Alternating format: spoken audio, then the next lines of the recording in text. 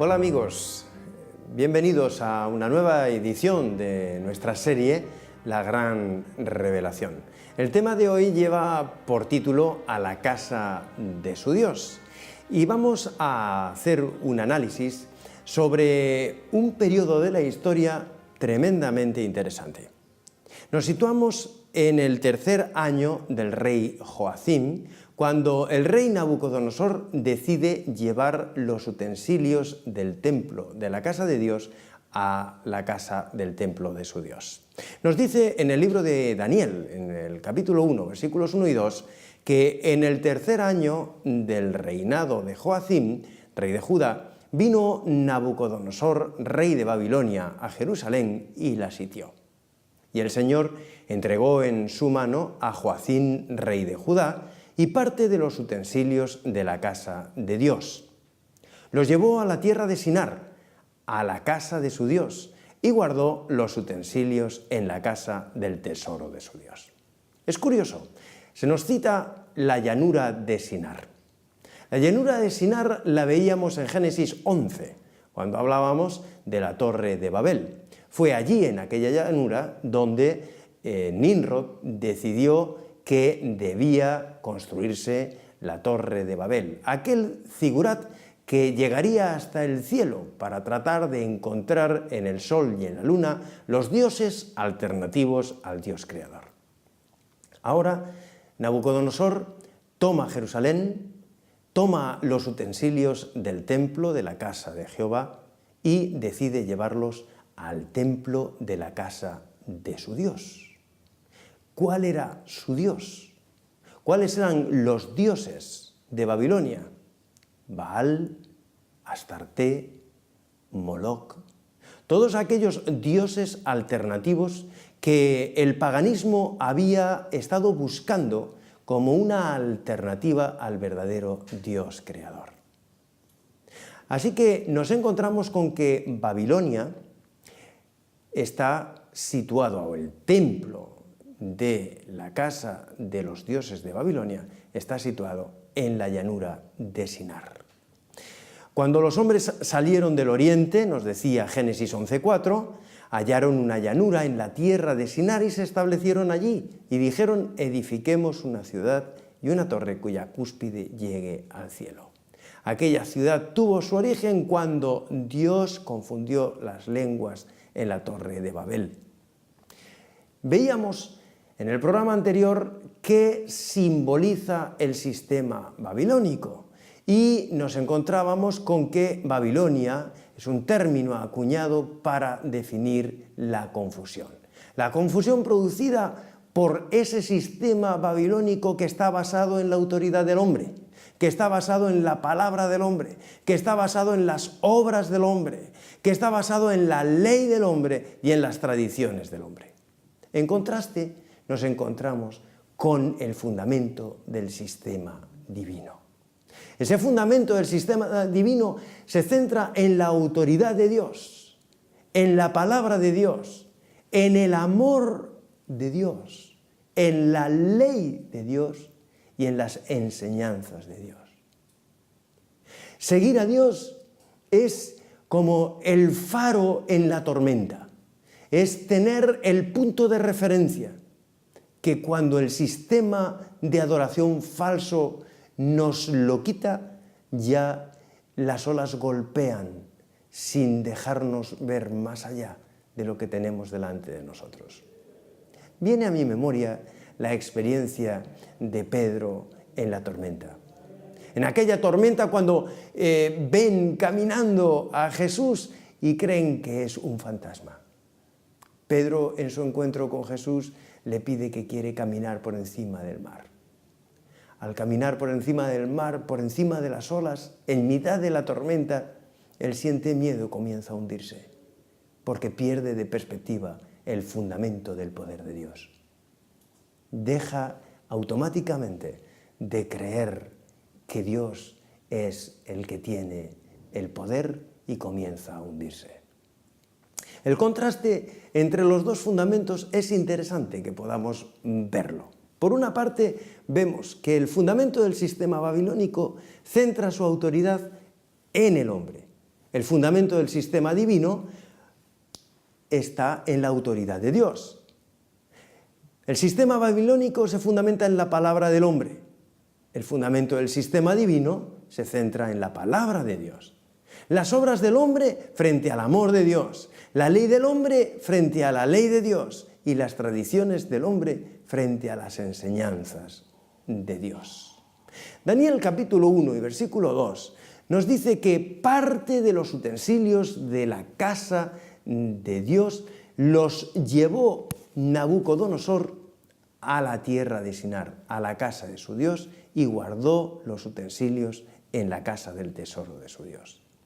Nabucodonosor blasfemó contra Dios, blasfemó contra el Dios verdadero, al llevarse parte de los utensilios del templo de Dios al templo de Baal, al templo de Astarté y al templo de Moloc. En ese escenario aparece un príncipe, Daniel. Daniel es llevado en el exilio a Babilonia. Un joven fiel, un joven que comprendía bien cuáles eran sus principios, que estaba dispuesto a servir a su Dios por encima de cualquier otra cuestión. Y allí, él y sus compañeros son llevados sentados ante el rey para que tomen de la comida del rey. Pero Daniel decide que no lo va a hacer así. Fijaos lo que nos dice en Daniel. El rey dijo a Aspenaz, jefe de los eunucos, que trajese a los israelitas del linaje real, de los príncipes, jóvenes sin defecto, de buen parecer, entendidos en toda sabiduría, cultos e inteligentes, aptos para servir en el palacio del rey. Y entonces el rey va a señalar la ración diaria de la comida real y del vino que él bebía. Algo maravilloso, algo extraordinario. Cualquier joven podría sentirse muy honrado por aquello, comer en la mesa del rey los alimentos del rey. Pero Daniel decide no contaminarse con aquellos alimentos. Es decir, Daniel va a decidir no contaminarse con el sistema babilónico. Aquellos alimentos habían sido ofrecidos a los dioses babilónicos, habían sido ofrecidos a Baal, habían sido ofrecidos a Astarté, habían sido ofrecidos a Moloc, y él decide mantenerse fiel, mantenerse firme a su Dios.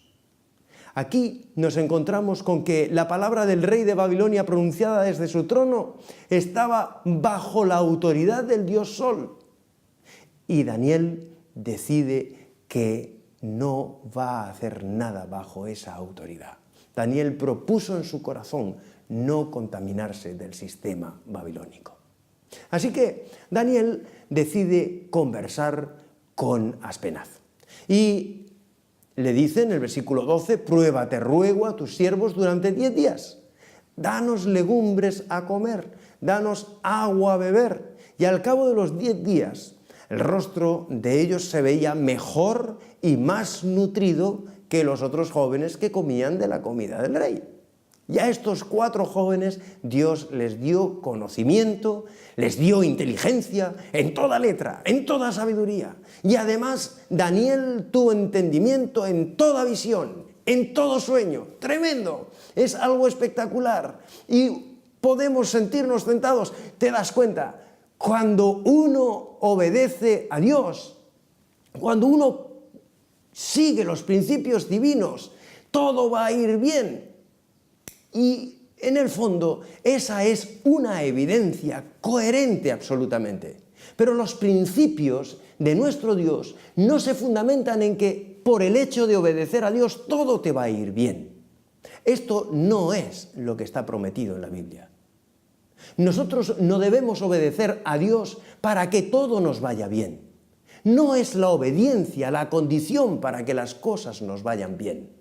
La obediencia va a ser la consecuencia de que nosotros estamos en un grado de relación de amor con Dios, de compromiso con Dios, de adoración a Dios, que nos hace obedecerle por encima de cualquier otra alternativa o propuesta que pueda venir del hombre.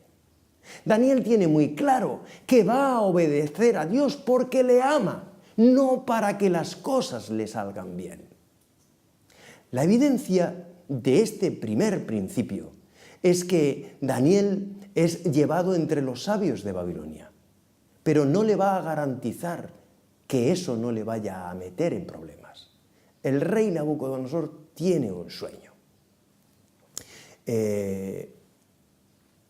Se reúne con los sabios de Babilonia. Ya ha hablado con Daniel. Ha descubierto en Daniel que hay unas virtudes extraordinarias. Daniel 1:17 dice que el rey había hablado con ellos y entre todos no fue hallado otro como Daniel. Así que Daniel ahora está entre los sabios y se encuentra con que efectivamente en todo asunto de sabiduría, en todo asunto de inteligencia que el rey le consulta, lo encontró 10 veces mejor que todos los magos y los astrólogos que había en su reino. La sabiduría basada en el sistema divino nos hace verdaderamente sabios, nos muestra un brillo especial en nuestra expresión, en nuestra manera de interpretar las cosas que suceden a nuestro alrededor. Nabucodonosor está encontrando en Daniel algo que es realmente especial. Isaías 46, versículos 9 y 10, nos dice: porque yo soy Dios y no hay otro Dios, y nada hay semejante a mí que anuncio lo porvenir desde el principio y desde la antigüedad, lo que aún no era hecho. Cuando nosotros decidimos la obediencia a Dios por amor, por el respeto y el temor de Jehová, que es el principio de la sabiduría. Y cuando hablamos del temor de Jehová, no hablamos de tenerle miedo a las leyes de Dios, sino tenerle temor a las consecuencias que se derivan de no depender de ese amor nacido de Dios. Porque el amor nacido del hombre, el principio que se sustenta solo en el hombre sin su creador, es desastroso. El temor de Jehová, por tanto, me conduce a amarle, porque es mi refugio, porque es mi manto de protección. Dios nos revela la verdad y nos anuncia lo porvenir desde el principio, y lo hace a través de los profetas, y lo hace por inspiración divina. Esto es algo fantástico. A partir de aquí, el apóstol Pedro, en la segunda epístola, en el capítulo 1, versículos 20 y 21, nos dirá lo siguiente: ante todo, sabed que ninguna profecía de la Escritura vino por interpretación privada del mismo profeta. Porque ninguna profecía vino jamás por voluntad humana, sino que los santos hombres de Dios hablaron inspirados por el Espíritu Santo. El sistema babilónico estaba basado en la astrología, estaba basado en el ocultismo. Estaba representado por la autoridad de los magos, por la autoridad de los astrólogos, de los encantadores, por la autoridad de los caldeos. Y ahora nos encontramos con que Daniel quiere fundamentar su sabiduría sobre los principios de una autoridad divina, sobre los principios del Dios que está en los cielos, ese Dios que revela los misterios del hombre. La Biblia nos presenta que Nabucodonosor tuvo un sueño. En el capítulo 2 de Daniel nos vamos a encontrar con un escenario que resultaría incomprensible si partiéramos de la premisa de que la obediencia es condición indispensable para obtener las bendiciones de Dios. Daniel, que había sido bendecido y ahora estaba entre los sabios de Babilonia, encuentra que su vida está en serio peligro, sencillamente porque Nabucodonosor ha tenido un sueño que nadie es capaz de interpretar. Llama a los magos, a los encantadores, a los astrólogos, los reúne a todos y les dice: he tenido un sueño, no sé qué he soñado, y necesito que me digáis lo que soñé y la interpretación. Y entre todos los sabios ahora se encuentra Daniel. La vida de Daniel corre serio peligro. Y corre serio peligro sencillamente porque ahora es sabio entre los sabios. Todos los sabios van a pedirle al rey: bueno, pero tendrás que decirnos lo que has soñado. Es la base. Si no nos explicas lo que has soñado, no te vamos a poder decir las cosas. Veamos cómo nos lo presenta el texto bíblico. Daniel capítulo 2, versículos del 1 al 3 nos dice: en el segundo año del reinado de Nabucodonosor, tuvo sueños y se perturbó su espíritu. Y se le fue el sueño. Hizo llamar a los magos, astrólogos, encantadores y caldeos para que le explicaran sus sueños. El rey les dijo: tuve un sueño y mi espíritu se ha turbado por saber el sueño. Entonces los caldeos dijeron al rey: di el sueño a tus siervos y mostraremos la interpretación.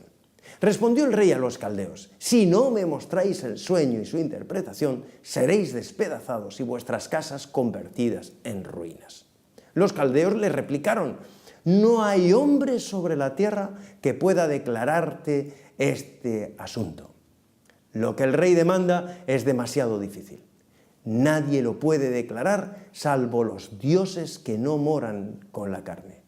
Por eso el rey se enfureció y ordenó matar a todos los sabios de Babilonia. Y así se publicó la orden de matar a los sabios. Imaginemos, Daniel está entre los sabios. Daniel ha sido fiel. Daniel ha decidido no contaminarse con la comida del rey, con esos alimentos que habían sido presentados a Baal, a Astarte, a Moloch. Y ahora Daniel se vuelve de nuevo a encontrar no solamente exiliado, sino además en riesgo de muerte. Y uno podría preguntar: pero bueno, si uno obedece, tendría que recibir la bendición de Dios. Pero no es así. La palabra de Dios no nos promete que por obedecer vamos a tener bendición. La palabra de Dios lo que nos promete es que las bendiciones de Dios vienen con independencia de lo que nosotros podamos o no plantearnos. Porque el amor de Dios no tiene ninguna frontera condicionante. Dios te ama. Dios quiere que tu vida sea transformada. La obediencia será siempre la consecuencia de ese amor incondicional que nazca en tu corazón, porque comprendas que el sistema de Dios es mejor alternativa que el sistema de adoración a dioses falsos. Ahora Daniel vuelve a estar en serio peligro, pero vuelve a no preocuparse. Reúne a sus compañeros y les dice: vamos a orar, vamos a pedirle a Dios que nos muestre las verdades. Y Daniel ora. La oración de Daniel es preciosa, la podemos encontrar en el libro de Daniel, en el capítulo 2. Y allí vamos a ver un Daniel que espera y confía en Dios, sin ningún tipo de condición. En sueño, a Daniel se le revela cuál es el sueño de Nabucodonosor. Y no solamente se le revela el sueño, sino también la interpretación. Nos encontramos ahora ante un Daniel que le da gracias a Dios antes de presentarse al rey. ¿Y si no era verdad ese sueño? ¿Te lo imaginas? Pero Daniel llega, se presenta ante el rey sin ninguna clase de temor. Y solo un hombre inspirado por Dios podría revelar los misterios al rey y hacerlo con autoridad. Un joven ante un rey. Daniel le responde al rey en el versículo 27 del capítulo 2 de Daniel: el misterio que el rey demanda, ni sabios, ni astrólogos, ni magos, ni adivinos lo pueden revelar. Nabucodonosor se había rebelado contra Dios. Había llevado los utensilios del templo de Dios al templo de sus dioses. Y aquello iba a traer trágicas consecuencias, no solamente para Babilonia, sino para todo el sistema basado en la rebeldía babilónica. Lo que iba a suceder en el devenir de la historia hasta el fin de los tiempos iba a serle mostrado a Nabucodonosor, para que comprendiera que contra Dios ningún ser humano se puede rebelar. Haber desafiado a Dios le iba a traer trágicas consecuencias a Babilonia. Mientras usaban los utensilios del templo, Belsasar, descendiente de Nabucodonosor, vivió una de las tragedias más tremendas de la historia. Había sido revelado que Babilonia sería destruida por un reino inferior. Y ahora así iba a suceder. Mientras usaban los utensilios del templo de Jerusalén en una de sus fiestas paganas, entraron los medos y los persas por el río Éufrates y destruyeron al imperio babilónico. Dice Daniel capítulo 5, versículos 1 y 2. El rey Belsasar hizo un gran banquete a 1000 de sus príncipes y en presencia de los 1000 bebía vino. Excitado por el vino, Belsasar mandó traer los vasos de oro y de plata que Nabucodonosor su padre había traído del templo de Jerusalén para beber en ellos el rey y sus príncipes, sus esposas y sus concubinas. Entonces trajeron los vasos de oro que habían sacado del templo de Dios en Jerusalén, y el rey y sus príncipes, sus esposas y sus concubinas bebieron en ellos. Bebieron vino y alabaron a sus dioses de oro, de plata, de bronce, de hierro, de madera y de piedra. Y esa misma noche fue muerto Belsasar, rey de los caldeos, y Darío de Media tomó el reino. ¿Sabéis? Se observa una perfecta simetría entre los relatos que encontramos en el libro de Daniel y los relatos que encontramos en el libro de Apocalipsis en la dimensión profética. Veamos Apocalipsis, capítulo 17. Ven y te mostraré el castigo de la gran ramera que está sentada sobre muchas aguas. En su mano tenía una copa de oro llena de las abominaciones y de las impurezas de su fornicación. Y en su frente tenía escrito este nombre: Misterio, la gran Babilonia, madre de las rameras y de las abominaciones de la tierra. Y vi, dice en el capítulo 18 de Apocalipsis, otro ángel descender del cielo con gran poder, y la tierra fue iluminada con su gloria. Y clamó con potente voz: ha caído la gran Babilonia, y se ha vuelto habitación de demonios, guarida de todo espíritu impuro y albergue de toda ave sucia y aborrecible, porque todas las naciones han bebido del vino del furor de su fornicación. Los reyes de la tierra han fornicado con ella, y los mercaderes de la tierra se han enriquecido con su excesiva lujuria. Tremendo. El libro de Apocalipsis predijo que miles serían engañados a medida que estas enseñanzas de la antigua Babilonia fueran entrando dentro de la iglesia. Nosotros vemos un contraste impresionante entre lo que es la dimensión de Nabucodonosor en el libro de Daniel, Belsasar bebiendo de los utensilios del templo de Dios en sus bacanales, y ahora el libro de Apocalipsis, el profeta Juan nos lo va a mostrar también, Apocalipsis, en una dimensión del final de los tiempos, en el escatón final, en el último tiempo. El cristianismo primitivo fue fundado total y completamente sobre la palabra de Dios. Cuando Cristo vino a este mundo, resolvió que la iglesia tenía que volver a los principios de adoración del Dios creador. No podían quedar las tradiciones humanas basadas en el humanismo de las filosofías de hombres. Jesús establece una iglesia primitiva con los principios de adoración en la palabra de Dios. Sin embargo, el apóstol Pablo va a advertir que muchos se iban a apartar de la verdad.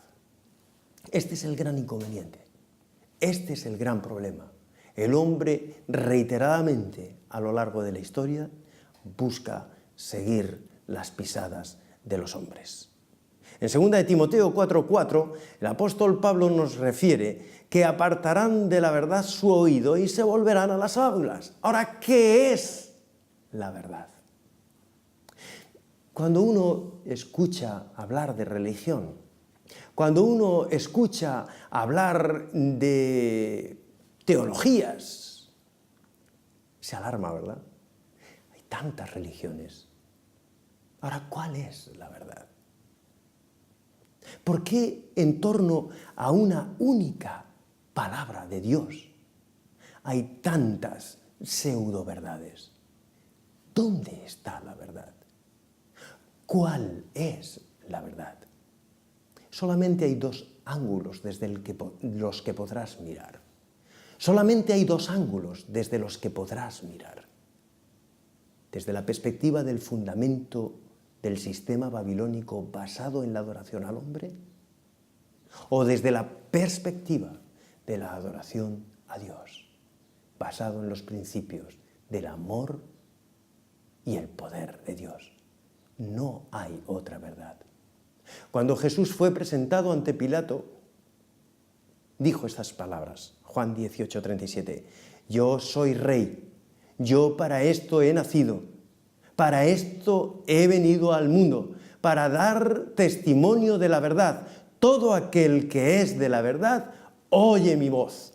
Entonces Pilato le preguntó, ¿qué cosa es la verdad? La verdad, mi querido amigo, es que somos justificados gratuitamente por gracia. Porque mediante la redención que es en Cristo Jesús, a través de la cruz, nosotros podemos encontrar el perdón, la paz, la redención. En contraste, la Iglesia caída pasea alrededor de su copa de falsas doctrinas, sustituyendo la cruz de Cristo y su ministerio intercesor en el santuario celestial por el fundamento de las obras humanas. En la primera epístola a Timoteo, en el capítulo 2 y en el versículo 5 nos dice, porque hay un Dios y un mediador entre Dios y los hombres, Jesucristo, hombre. Esta es la verdad. No busques en otro lugar. No encontrarás la verdad. Solamente la verdad está en Cristo. En la cruz de Cristo, en el Cristo resucitado y en el Cristo que hoy intercede por ti, para que puedas, seguro en su gracia, obedecerle como consecuencia de tu amor incondicional al Creador del universo. Que Dios nos bendiga y nos vemos el próximo día.